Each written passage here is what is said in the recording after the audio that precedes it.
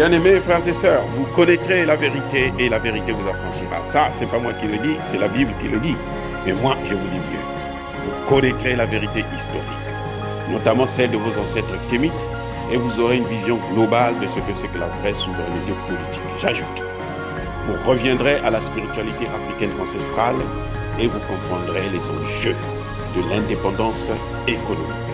Et pour terminer, vous accepterez votre identité culturelle kémite et vous obtiendrez deux choses. La première, c'est la paix. La seconde, c'est le développement, à une condition. L'unité de toute l'Afrique noire, l'unité de tous les Noirs du monde entier.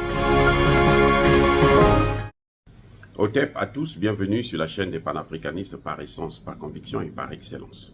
Celle des citoyens kémites par nécessité et obligation de combat.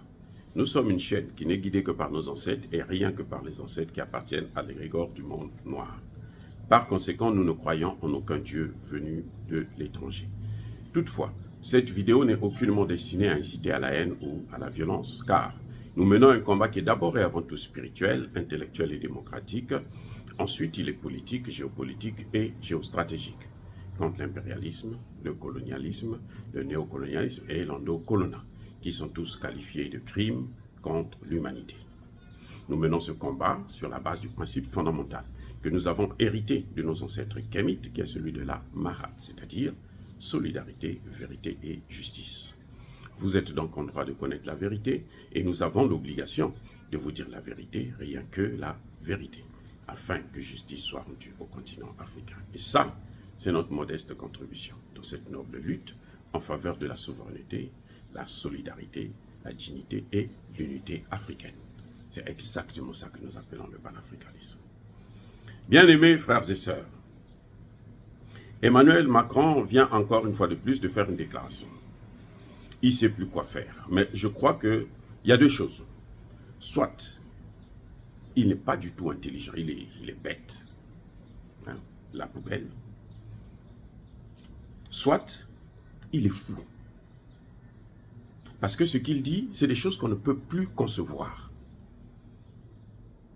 On demande à Emmanuel Macron de partir avec ses bases militaires de l'Afrique et avec son CFA. Il n'a qu'à fabriquer les euros ou ce qu'il veut pour eux là-bas, mais pas pour nous. Nous n'avons plus besoin ni des bases militaires, ni du franc CFA. Et vous savez ce qu'Emmanuel Macron dit? Il dit non, je veux. Maintenant, là, ce qui est à la mode, c'est qu'Emmanuel Macron veut réduire le nombre de ses soldats au Sénégal, en Côte d'Ivoire et au Gabon. Et quand il vous dit, il cite, au Sénégal, il y en a 350 par là, au Gabon, pareil, en Côte d'Ivoire, 900 et quelques. Vous savez, parmi les 900 et quelques, c'est qu'il n'y a pas longtemps, Emmanuel Macron a renforcé. Il y a eu 250 qui sont venus. Et il envoie 250 et il dit, je veux réduire. Donc, s'il enlève les 250 là, est-ce qu'il aura fait quelque chose là? Il dit que c'est comme il disait à l'époque, avant la colonisation, égale après la colonisation. Donc, on ne change pas. C'est la même chose.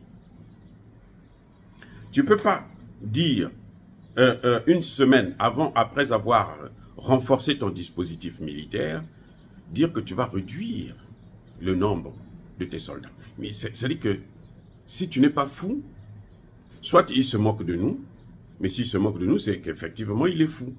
Parce qu'il vit à cause de nous. La France, là, sans l'Afrique, n'est rien, zéro. Déjà maintenant, avec l'Afrique, la France n'est déjà rien. Donc si l'Afrique se débarrasse complètement de la France sera, mais alors, un pays pauvre. Et Emmanuel Macron continue à jouer avec nous, comme si nous, on était ses enfants. Non, nous, on n'est pas ses enfants. On n'est pas ces choses. Si Emmanuel Macron joue avec nos dirigeants, c'est un fait. Mais nos populations ont déjà tout compris. La jeunesse africaine, elle sait, elle est mobilisée, elle est instruite, elle est informée actuellement sur le comportement d'Emmanuel Macron, sur le comportement de la France. Je parle de la France, je ne parle pas des hommes politiques français, je parle de la France. Parce qu'il n'y a pas de différence entre un Français et un homme politique français. Ces mêmes Français-là, quand ils sont au pouvoir, ils font comme les autres. Oui. Tous les Français là que vous voyez là, les Marine Le Pen, les Cécile, les Philippot et autres là, ils disent des choses très bien, mais quand vous les mettez au pouvoir, là, ils feront comme tout Français, c'est-à-dire continuer à coloniser l'Afrique, continuer à réduire l'Afrique à zéro. Oui, ça a toujours été comme ça. Je vais vous raconter une scène. Nous sommes en 1997.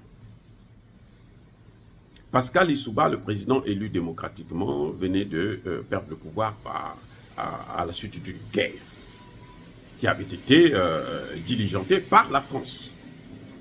La guerre française. Comme d'habitude, ce qui se passe même au Sénégal, c'est les mêmes.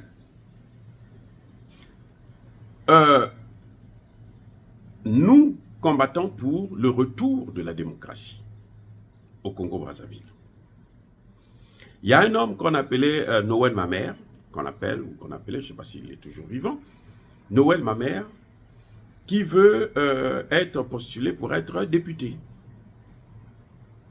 Il va prendre notre dossier, le dossier congolais. Il va aller partout pour dire, vous voyez, la France au Congo, venait la guerre. Nous, on était là comme des... Hein, c'est ce qu'on appelle au Congo Simbasak. On les suivait partout. Je venais à peine de soutenir ma thèse de doctorat et tout. Il nous amène partout à l'Assemblée. Quand il a un discours là, il y a tous les Africains qui sont avec lui, notamment les Congolais, parce que on se disait que lui, il veut le retour de la démocratie au Congo. Donc, on est là, on vient le soutenir. Dans les chambres de l'Assemblée, des cabinets au niveau de la présidence, et partout, il a des discours. Nous, on venait faire le nombre. Nous, on mobilise nos frères et sœurs africaines pour venir avec nous. Donc, on l'a soutenu, Noël Mamère. Quelques semaines plus tard, ou quelques mois après, il va être élu député. Maintenant, nous, on se disait, bon, comme il est élu député maintenant, le dossier va aller directement à l'Assemblée, il va plaider à l'Assemblée nationale française. Tu parles. Jamais de la vie il avait prononcé même le nom du Congo. Donc, c'est ça les Français. Quand ils sont pas au pouvoir, ils veulent votre soutien. Et quand ils arrivent là, ils font exactement la même chose. Donc, quand je parle, moi, de la France, des Français, parce qu'ils sont pareils. Le complexe de supériorité qu'ils ont, ces Français-là, c'est tous, ils sont tous pareils. Vous allez trouver un cas comme ça, hein, alors c'est un cas sur 100 000, sur 1 million, qui sera vraiment sincère avec vous, qui va... Mais c'est des cas exceptionnels et on ne peut pas généraliser. Donc, en fait, c'est les Français qui agissent comme ça. Parce qu'ils connaissent bien ce qui s'est passé, l'esclavage, la colonisation. Vous ne les entendez pas parler de ça. Hein. Vous avez vu quand Gibbs a parlé là, de l'Égypte, vous avez vu comment tous les Français sont sortis. Ce n'étaient pas les hommes politiques, hein. C'était les journalistes, les intellectuels, les ceci, les cela. Ils sont pareils. Ne vous leurrez pas, ils sont pareils. Ce que vous voyez Macron en train de faire là, tous les Français feront la même chose quand ils seront là. Parce que ce sont c'est la survie de la France. L'Afrique là, c'est la survie de la France. Sans l'Afrique, la France n'est rien du tout. Rien, je dis bien rien du tout. Donc tout Français, quand il arrive au pouvoir, vous voyez Asselineau, il essaie de surfer un peu là. Mettez-le au pouvoir, vous allez voir. Vous allez être surpris. Vous n'allez pas le reconnaître. Pareil pour l'autre candidat, là, celui de la gauche, là, comment on l'appelle, Mélenchon. pareil. S'il a le pouvoir, il va faire parfois même pire que Emmanuel Macron. Bref, aujourd'hui, le problème d'Emmanuel Macron, ce n'est pas de réduire le nombre de ses soldats. Et puis vous voyez, il choisit la Côte d'Ivoire, le Sénégal et le Gabon. Parce qu'il sait que dans ces pays-là, il y a un mouvement qui est en train de venir, qui est très fort, qui est en train de demander le départ de toutes les troupes françaises. Donc c'est pour essayer de calmer un peu le jeu, dire qu'il va les faire partir progressivement. Non, on n'a même pas besoin de les faire partir progressivement. Vous savez qu'ils sont toujours au Burkina Faso, sous prétexte que non, ils doivent protéger leurs intérêts, leurs ressortissants, leurs ceci, leurs cela. Ils n'ont qu'à partir avec leurs ressortissants. Vous savez, vous ne pouvez pas garder vos ressortissants, vous savez qu'il y a l'insécurité. Prenez-les, partez avec eux. Ils ne sont pas obligés de rester au Burkina Faso, puisqu'il y a l'insécurité que vous avez créée. Et puis, Emmanuel Macron ne va pas toucher sa base au Niger, ne va pas toucher ses bases au Tchad. Qu'est-ce que cela veut dire? Ça veut dire que il veut contrôler maintenant l'Afrique centrale et l'Afrique de l'Ouest à travers ces deux bases militaires. La position stratégique du Niger lui permettra d'attaquer, parce que son objectif c'est le Mali et le Burkina, lui permettra d'attaquer le Mali, d'attaquer le Burkina, et au niveau du Tchad, de s'attaquer aux pays de l'Afrique centrale. On le voit déjà au Centrafrique, des avions quittent le Tchad, c'est des avions français, ils quittent le Tchad, ils viennent, ils bombardent.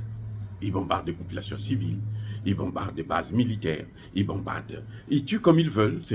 Et ça, le Conseil de sécurité de l'ONU ne parle pas de droits de l'homme. Il n'y a pas de droits de l'homme quand c'est comme ça, puisque les droits de l'homme, c'est les droits des Occidentaux. Nous, on n'a pas de droits. C'est pour ça même que la démocratie, là, on peut s'en foutre de ça. Nous ne devrons pas parler de ça. Nous, ce que nous cherchons, c'est d'avoir des dirigeants qui vont faire le travail, qui vont s'occuper de nous, qui vont faire mener des politiques que nous leur demandons de mener. Voilà ce que c'est. Et pour moi, quand quelqu'un respecte ces règles-là, il peut être président même à vie. Je m'en fous. Parce que le problème, c'est pas être président, mais c'est président, un mandat, pourquoi? Si un mandat, c'est pour servir les Blancs, c'est pas la peine.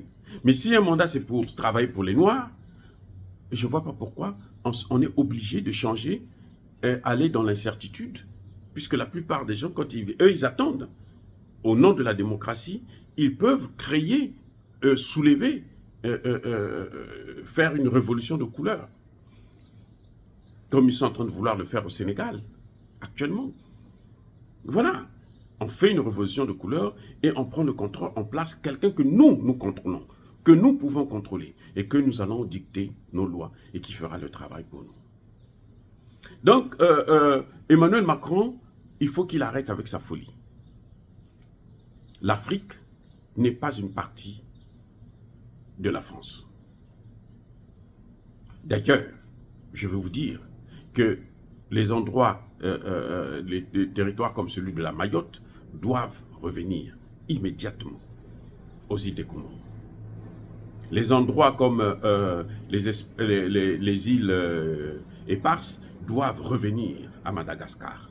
Ce n'est pas des territoires français.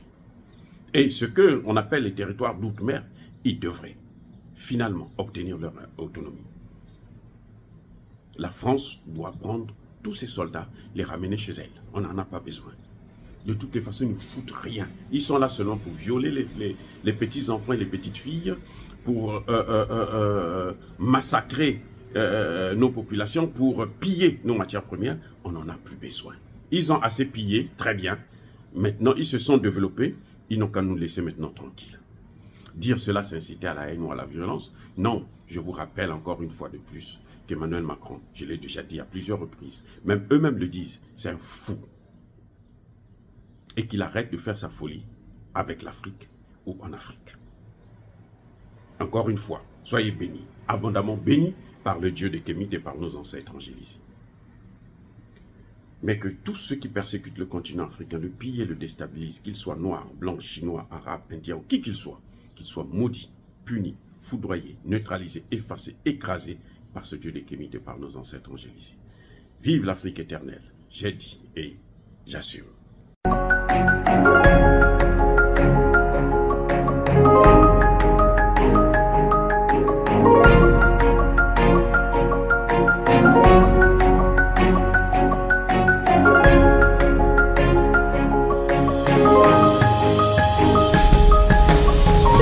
Eux, ils marchent par la foi et non par la vue.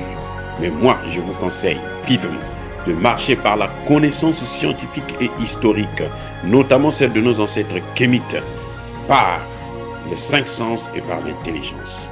À vous, Apia.